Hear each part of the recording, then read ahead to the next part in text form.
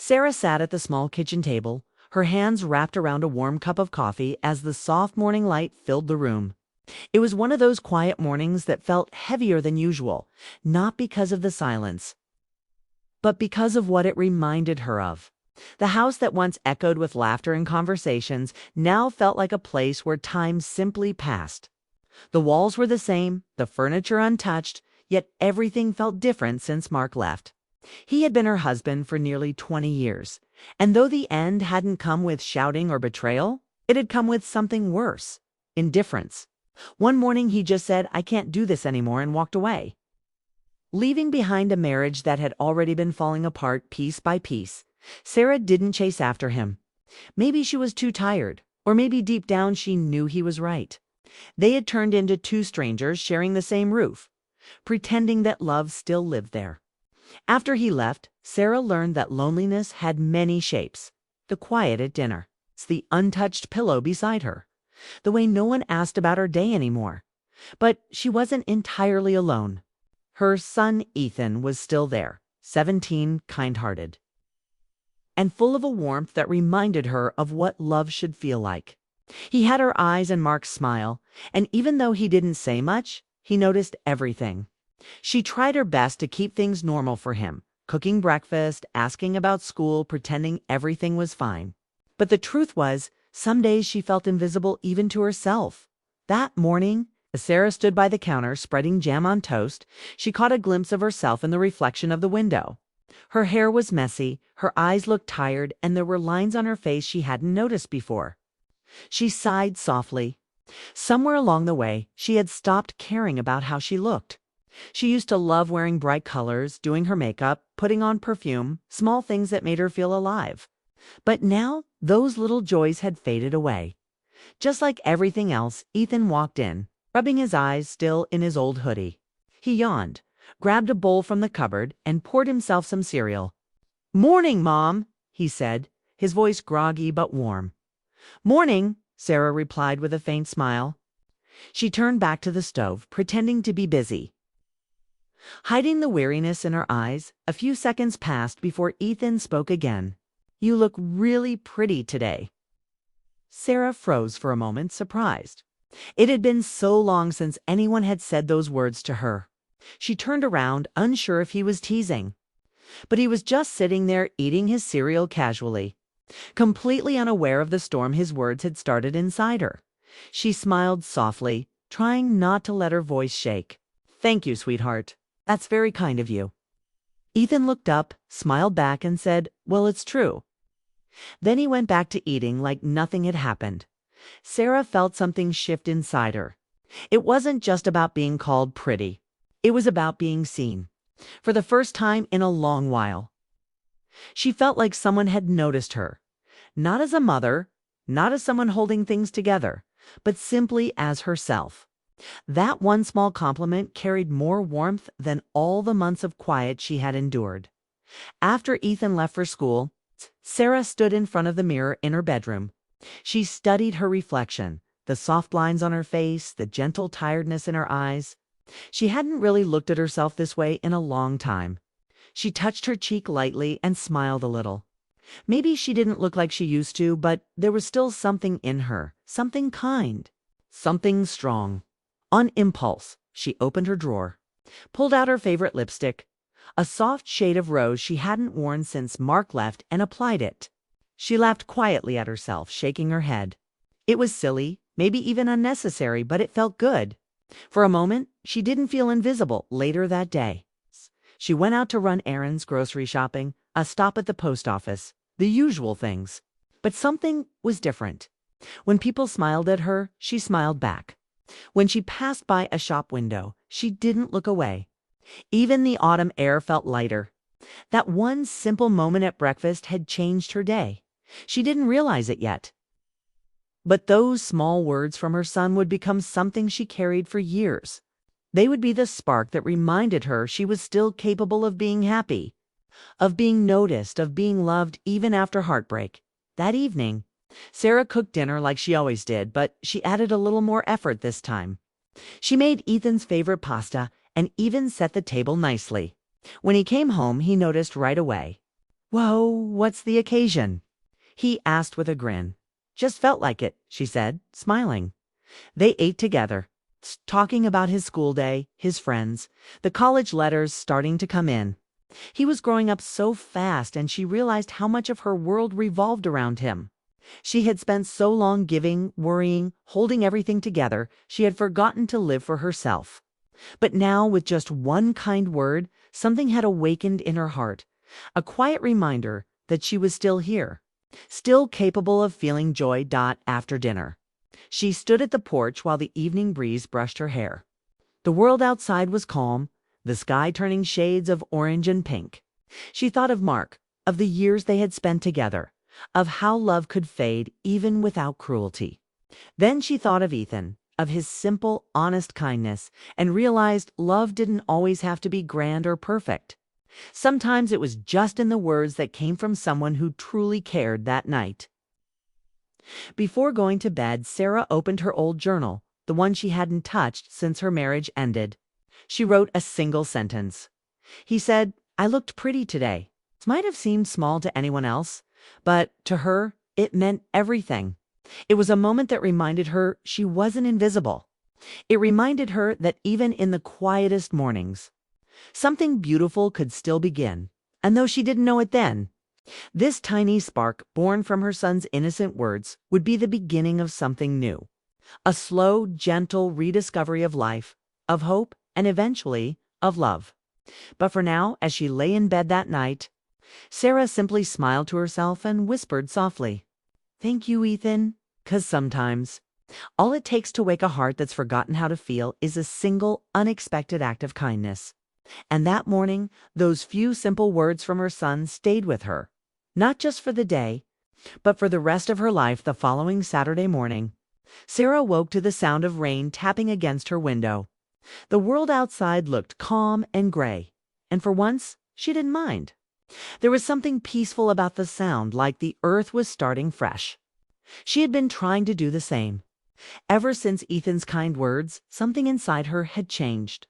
It wasn't a dramatic transformation, but she felt a small, steady warmth, returning the kind that made her notice life again. She got dressed, pulling on her long beige coat and a light scarf. It had been a while since she had gone anywhere just for herself. So she decided to visit her favorite little bookstore downtown. A cozy place with wooden shelves, warm lighting, and the smell of old paper and fresh coffee. She used to go there all the time, years ago, back when she still dreamed about writing, back when her heart was full of hope instead of quiet. The bell above the door chimed as she walked in. The familiar scent greeted her instantly, and she smiled. The place looked the same, though a few new books lined the display tables. She wandered through the aisles slowly, running her fingers along the spines of novels she had once loved. For the first time in months, her thoughts weren't heavy. She felt at ease, like maybe she belonged here again, as she reached for a book near the end of a shelf. A voice spoke from behind her, calm, low, and friendly. "Excuse me," it said, "you're holding my favorite book." Startled, Sarah turned around.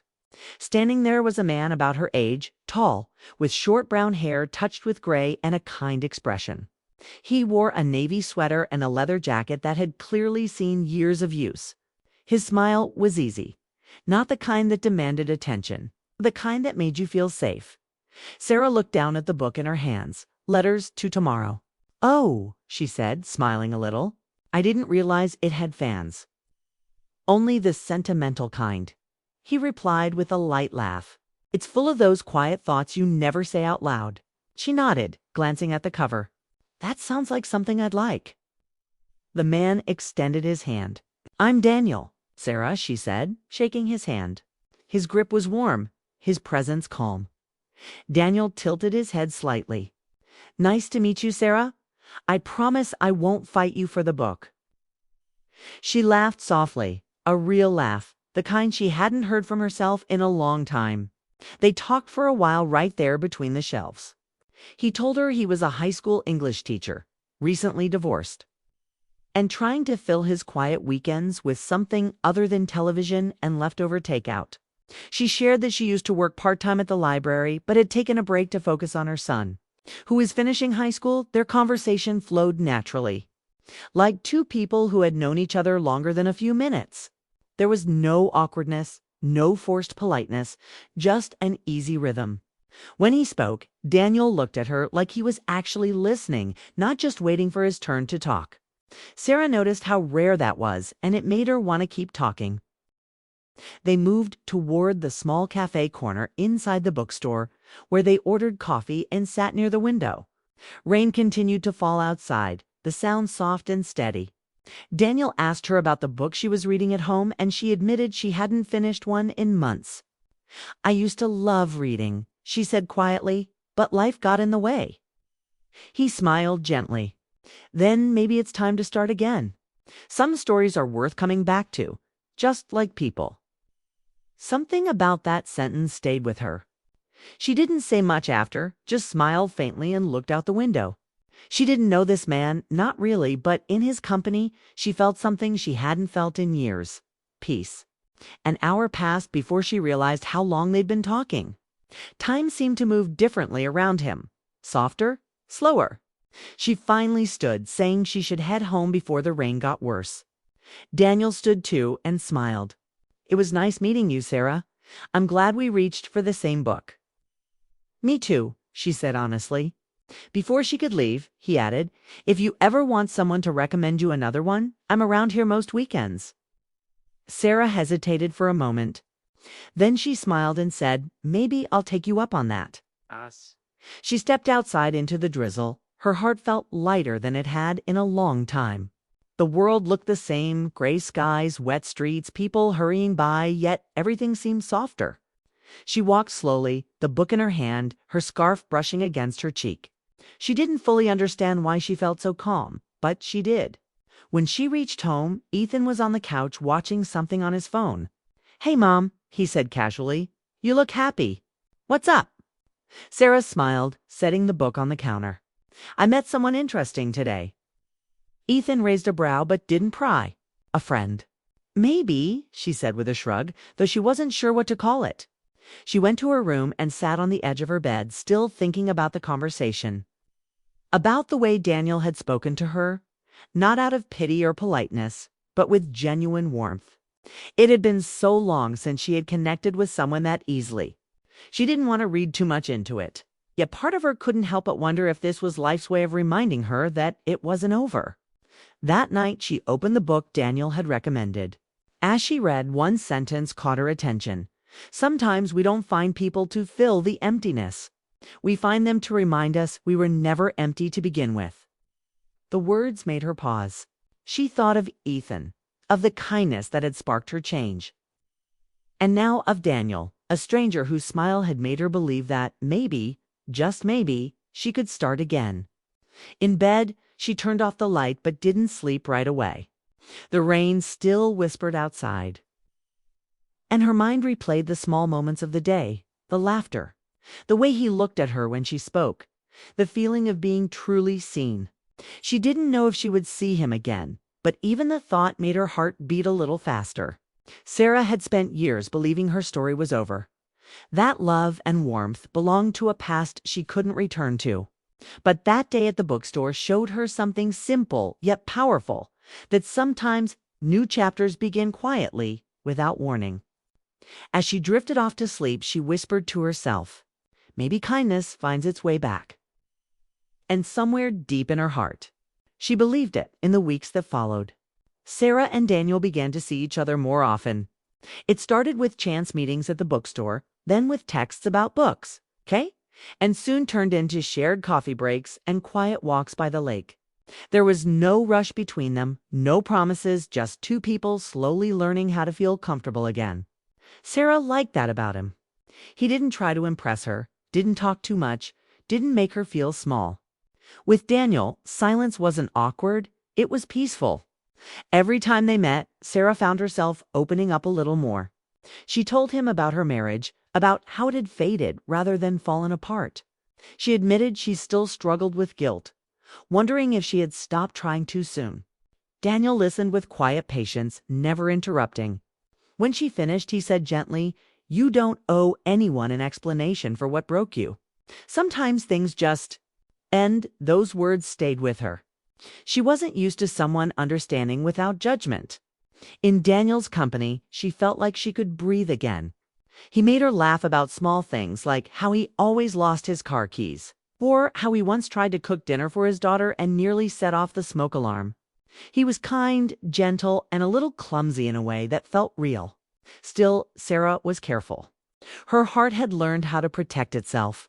Every time she began to feel close to him, a quiet fear crept in, reminding her of how love had once slipped away without warning. She didn't want to repeat old mistakes. She didn't want to depend on anyone again, only to be left standing in the silence. One evening, they met at the lake after work. The sun was setting, painting the sky in soft shades of orange and pink. They sat on a wooden bench, sipping coffee, watching the ripples in the water. Daniel looked at her and smiled. "You look peaceful tonight," he said. Sarah chuckled softly. "That's rare for me." He tilted his head. "Maybe peace just needed time to find you again." She didn't respond right away. The way he said it made something stir inside her. She realized she hadn't felt this kind of calm in years. It wasn't passion or excitement. It was something gentler, deeper, a feeling that told her she was safe. Daniel looked out at the lake. "You know, when my marriage ended, I thought that was it. I didn't think I could ever feel connected to someone again.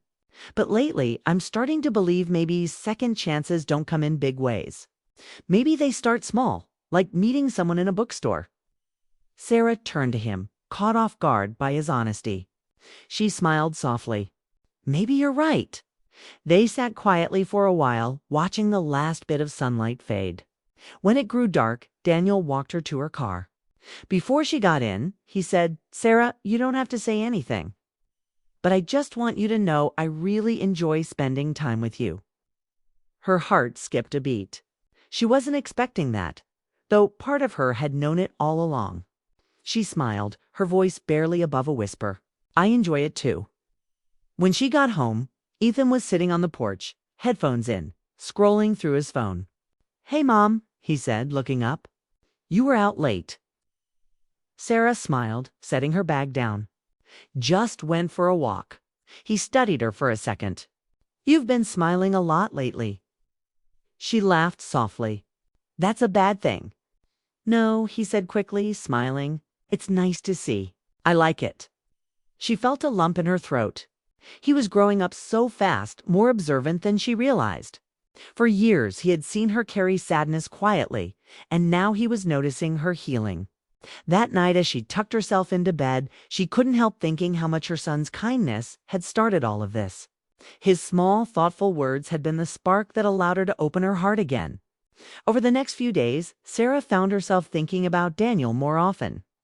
She would remember the way he listened, the warmth in his eyes, the calm in his voice. But every time she started to imagine what might come next, she pulled herself back. She had built her world around safety, around control, around not being hurt again. Letting herself feel too much, even something good, scared her. Then one afternoon, she got a text from Daniel. "Bookstore coffee later. Rain's coming. Thought it'd be the perfect excuse to hide inside." She smiled at her phone for a full minute before replying. "You read my mind?" That evening, as they sat in their usual corner of the cafe, Sarah noticed how natural it felt to be there with him. It wasn't forced or awkward, it was easy. He told her about his daughter Emma, who was in college studying art, and how proud he was of her. Sarah listened, admiring the way his eyes softened when he talked about family. "You're a good father," she said quietly. He smiled. "I try. Though she tells me I overthink things too much." Sarah laughed. Maybe that's what good parents do. For a moment, their eyes met and held. It wasn't a loud or dramatic connection, just something quiet and certain. A feeling that said, "I see you. I understand you." Sarah felt her heart stir again, and this time she didn't fight it. When they left the cafe, rain had started to fall. Daniel offered his jacket, and she hesitated but took it. As they walked under the soft rain, sharing an umbrella, Sarah felt a warmth spread through her chest. Not the rush of young love, but something deeper, steadier. When they reached her car, she handed his jacket back. "Thank you," she said, smiling. He shook his head. Keep it. Just bring it next time, next time. She repeated playfully. He grinned. You didn't think I was done talking about books, did you? She laughed, shaking her head. No, I didn't. That night, Sarah lay awake, thinking about how life could surprise you in the quietest ways. How something as simple as meeting someone new could begin to heal wounds you thought would never close. Daniel hadn't tried to fix her. He hadn't promised anything. He had simply shown up, and somehow that was enough. The next morning, as she made breakfast, Ethan walked in and leaned on the counter. Mom, he said carefully, you've been different lately, in a good way. Sarah looked up, curious. Different how? He smiled softly. You just seem happier, lighter. I like seeing that. She felt her eyes well up but tried to hide it by busying herself with the toaster. That means a lot, sweetheart. Ethan hesitated, then said something that made her heart ache, in the best way possible. You've done everything for me all these years. You deserve to have someone who makes you happy too. Sarah turned to look at him, her eyes filled with emotion. He was still her little boy, yet in that moment he spoke with the tenderness of someone far older. She walked over and hugged him tightly. Thank you, Ethan. You have no idea how much that means.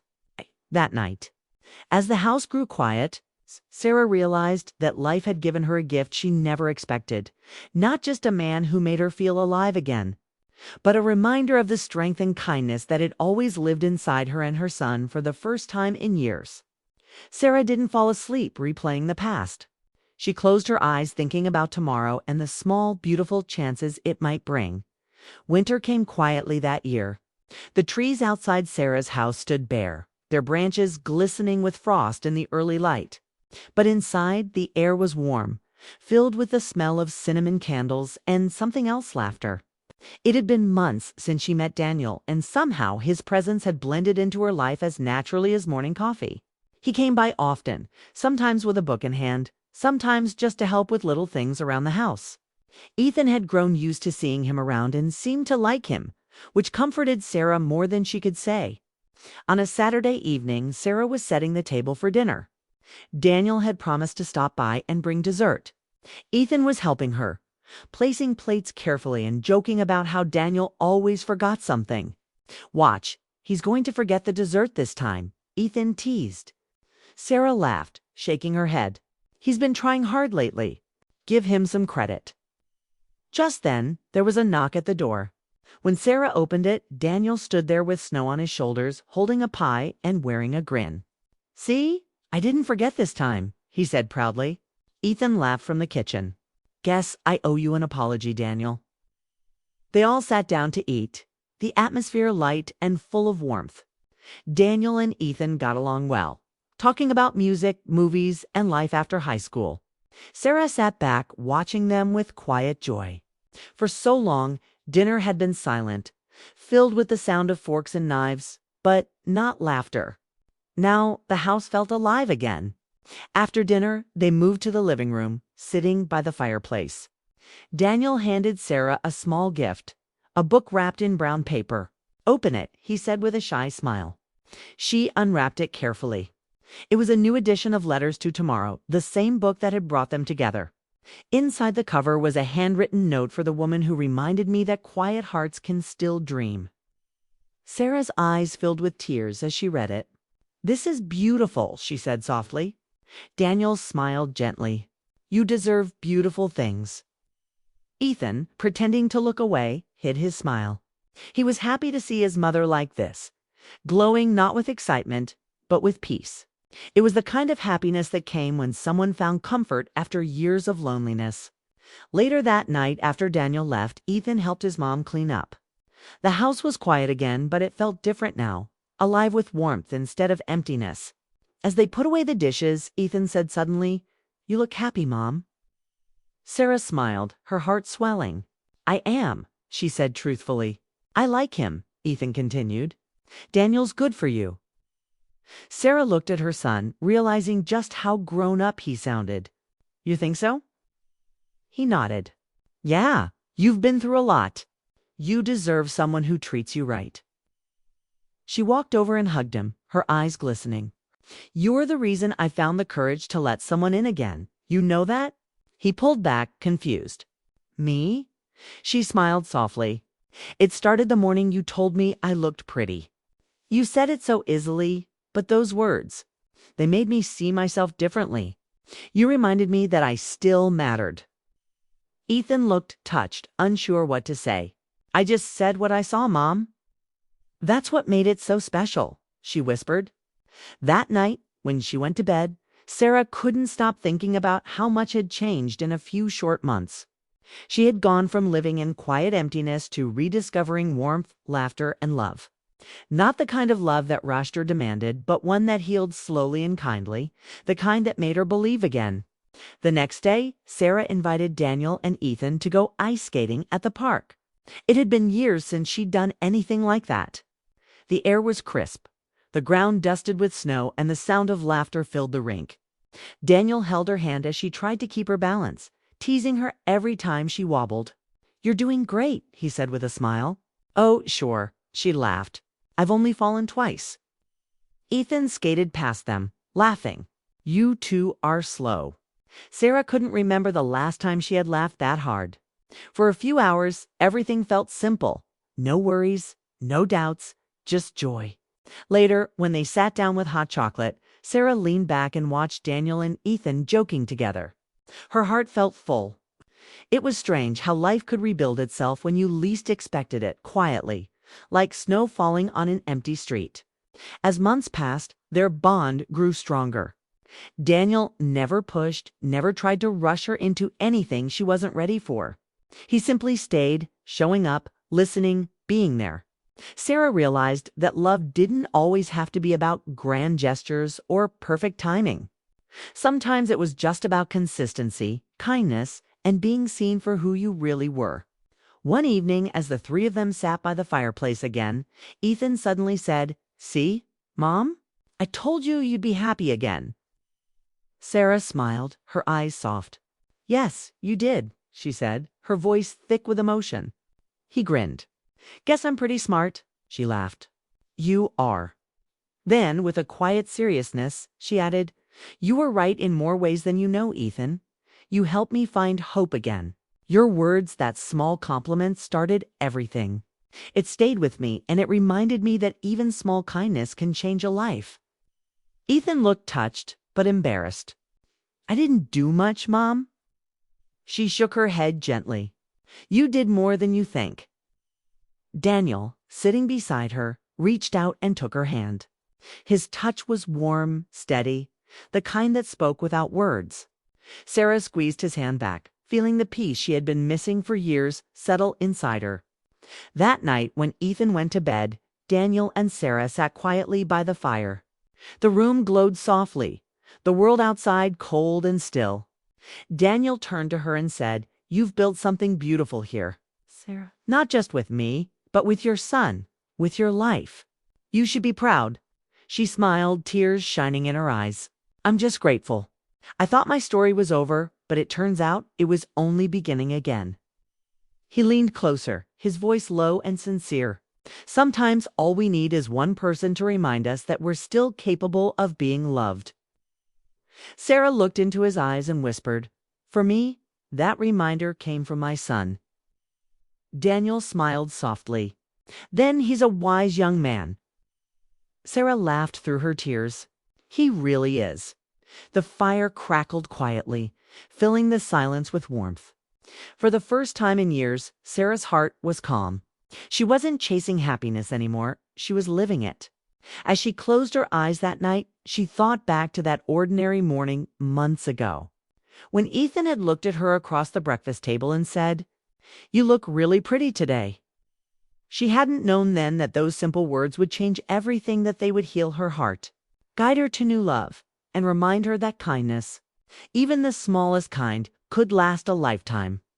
And so, whenever life felt uncertain, whenever doubt crept back in, Sarah would remember her son's voice, gentle, pure, full of love and smile. Because sometimes the most powerful words are the ones spoken without realizing how deeply they'll stay. They were words that began her second chance, and words she carried forever.